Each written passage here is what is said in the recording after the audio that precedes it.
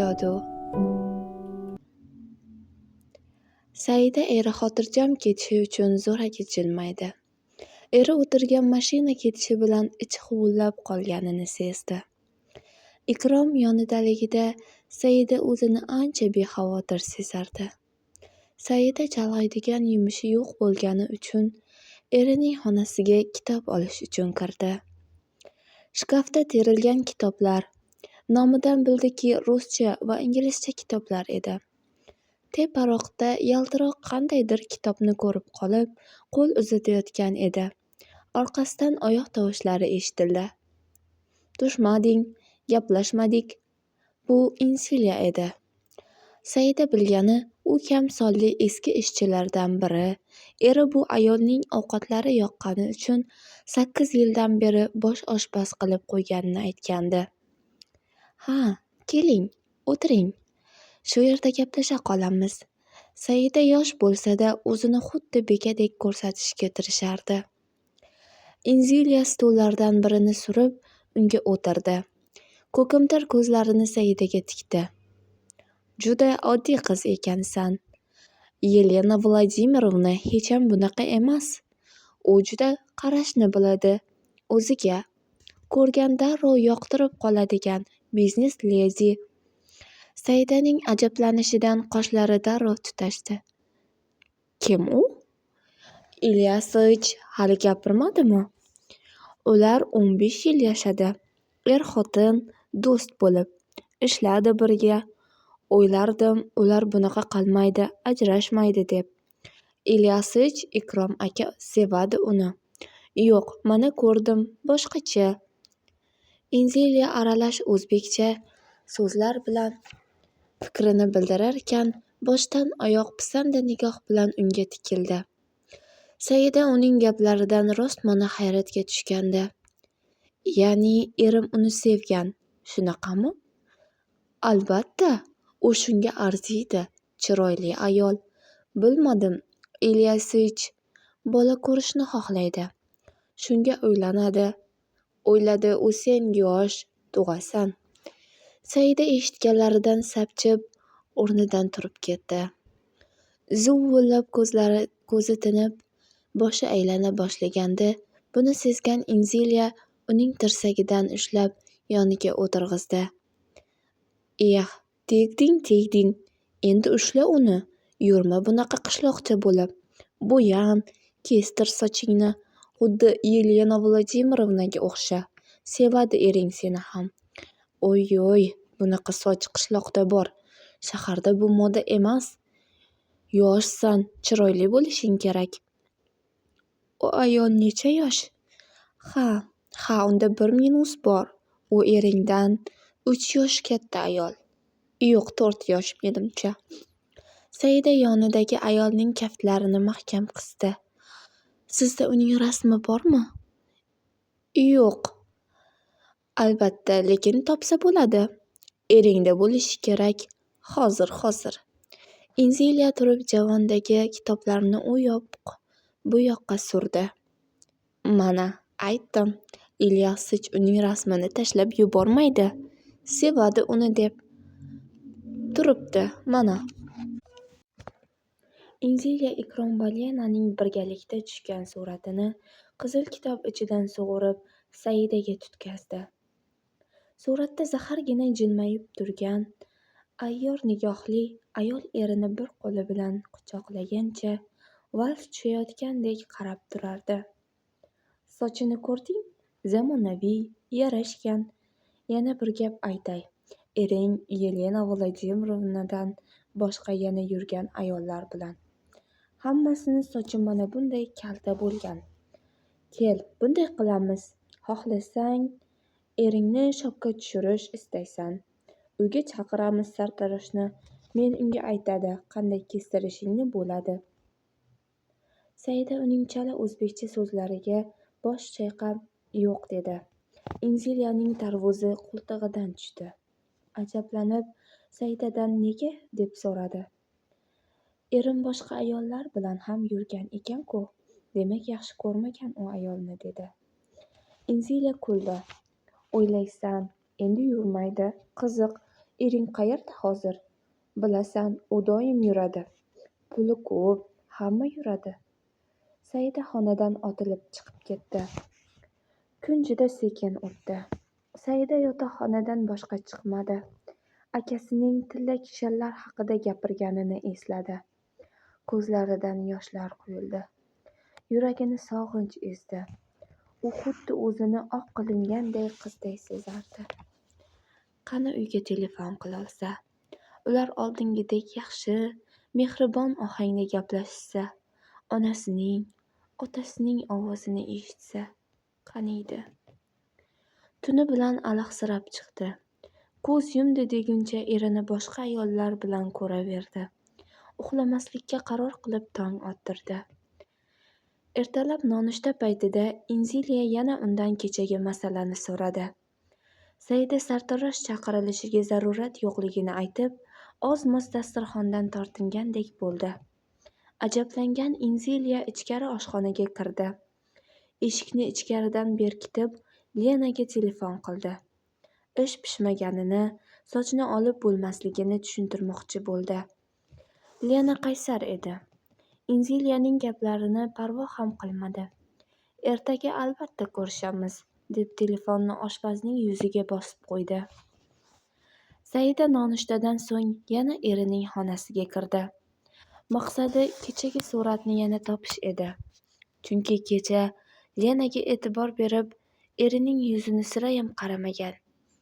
Uning yuzida baxtiyorlik ifodasi bormidi yoki yo'q? Shu savol uning ichini qizitdi. Javondagi kitoblarni har birini alohida titib chiqdi. Negadir surat topilmadi. Surat haqida Inziliyadan so'rashga esa biroz istihola qildi. Vaqt asrga yaqinlashib qolgan edi. Oynaga qarab turarkan, o'zidan o'zining jahli chiqib ketdi. Haqiqatda, erim dunyo ko'rgan odam. Xotini bunaqa qoloq bo'lishini istamasa kerak. Balki ko'nglimga qarab, o'zi yuzimga aytolmayotgandir. Qo'liga qaychini oldi. Deyarli qulog'ining tagidan ozgina qoldirib, sochini shart kesib tashladi. Qalinggina sochini salafan xaltaga solib, chetga olib qo'ydi. Shu payt pastda g'ala-g'ovur quloqqa chalindi. Eri qaytgan ko'rinadi. Shoshib hozir tayyorlagan syurprizini yashirib, ustidan ro'molni chiroyli qilib o'rab oldi. Darhaqiqat, erining ishlari tezda bitibdi. Bu juda kech bo'lmasdan qaytganidan ma'lum. Ostonada qo'lida bir dasta gul bilan jilmayib Ikrom ko'ringanida, Saida ham u tomonga peshvoz chiqish uchun yurib bordi. Ko'rishdilar. Ikrom Saidaning peshonasidan ohista o'pdi. Qo'lidagi gulni xotinining qo'llariga tutqazarkan, ro'molni bostirib o'rab olganiga biroz ajablanib qaradi. Bir qo'li bilan belidan tutib, ikkinchi qo'li bilan ro'molni silab tushirdi. Kesilgan sochlar kuttirmay darrov ko'rinish berdi. 15 daqiqada ichida Ikrom tanib bo'lmas qiyofaga kirdi. Jahl bilan qo'liga devordagi antikvar sopi fil suyagidan yasalgan xanjarni olib, soch tarayotgan qiz tasvirining o'rtasiga sanchdi. Siltab yirtib pastga tushirdi. Keyin barini tushunmay dahshatda kuzatib turgan Saidaga bir talay savollar yog'dirdi. Shu bir soch voqeasi erini quyushqondan bu tarzda oshirib-toshirishini Saida sirayam kutmagandi. Qistavlar uzoq cho'zilmadi. Xotiningiz haqida nega aytmagansiz? Sevishingiz haqida-chi? Eshitdim, menga faqat bola uchun uylangan ekansiz, dedi-yu yuzini yostiqqa yashirdi. Bularni kim aytdi senga? Nimalarni gapirdi yana o'sha? Tur, hammasini ayt oxirigacha. Ikrom uning boshi tepasiga kelib, tinmay savol yog'dirardi. Saida esa g'ujanak bo'lib olgan, bu bo'lib o'tayotgan voqealarni tahlil qilolmay, karavotga yuzini yostiqqa bosgancha o'tirardi. Inziliya aytdi.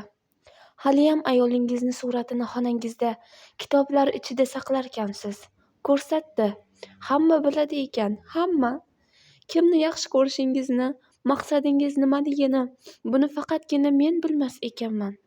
Saida endi hiqillab yig'lashni boshlab yubordi. Ikrom qo'lidagi xanjarni zarb bilan oyna tomonga irg'itdi. Ko'zgu chil-chil sindi. Shu ko'yi birozdan so'ng xonadan chiqib ketdi. Saida hiqillab yig'lab yotarkan, pastda erining ovozi, keyinroq Inziliyaning ham uvillab yig'lagan tovushi qulog'iga chalindi. Zumda uy qiyomatdek holatga kirdi. Lena yoga bilan shug'ullanayotganda o'g'li Igor keldi. Kiyimlarini yig'ishtirib, katta sumkaga joyladi.